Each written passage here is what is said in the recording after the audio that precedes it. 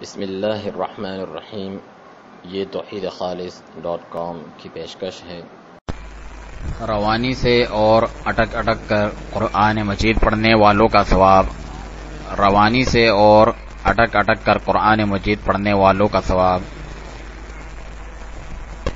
روانی سے اور اٹک اٹک کر قرآن مجید پڑھنے والوں کا ثواب۔ سیدہ عائشہ رضی اللہ عنہا سے روایت ہے کہ رسول اللہ صلی اللہ علیہ وسلم نے فرمایا، الماہر بالقرآن مع الصفرۃ الکرام البررہ، قرآن مجید میں ماہر قاری قرآن مجید پر مقرر معزز و نیک لکھنے والے فرشتوں کے ساتھ ہوگا۔ والذی یقرأ القرآن ویتتعتع فیہ وہو علیہ شاق لہ اجران، اور جو قرآن پڑھتا ہے لیکن اس میں اٹکتا ہے اور وہ اس پر پرمشقت ہوتا ہے تو اس کے لیے 2 اجر ہیں۔ یہ صحیح مسلم کی روایت ہے۔ آپ رضی اللہ عنہ ہی سے روایت ہے کہ رسول اللہ صلی اللہ علیہ وسلم نے فرمایا، مثل الذی یقرأ القرآن وهو حافظ له مع الصفرۃ الکرام البررہ، اس کی مثال جو قرآن پڑھتا ہے اور وہ اس کا خوب حافظ ہے، قرآن مجید پر مقرر معزز و نیک لکھنے والے فرشتوں کے ثواب کی مانند ہے۔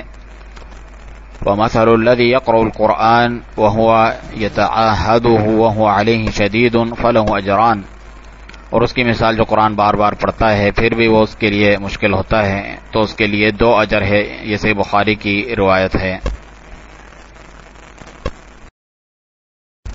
امام النووی رحمہ اللہ فرماتے ہیں، القاضی وغیرہ علماء کرام فرماتے ہیں کہ اس کا یہ معنی نہیں کہ اٹک اٹک کر پڑھنے والے غیر حافظ کا ماہر اور حافظ سے اجر زیادہ ہے، بلکہ وہ تو معزز فرشتوں کے ساتھ ہوگا، اور یہ منزلت اور کسی کی بیان نہیں ہوئی۔ وہ شخص اس کے کیسے برابر ہو سکتا ہے جس نے قرآن مجید کے حفظ، مہارت سیکھنے اور کثرت تلاوت پر توجہ نہیں دی تاکہ وہ بھی ماہر بن جاتا۔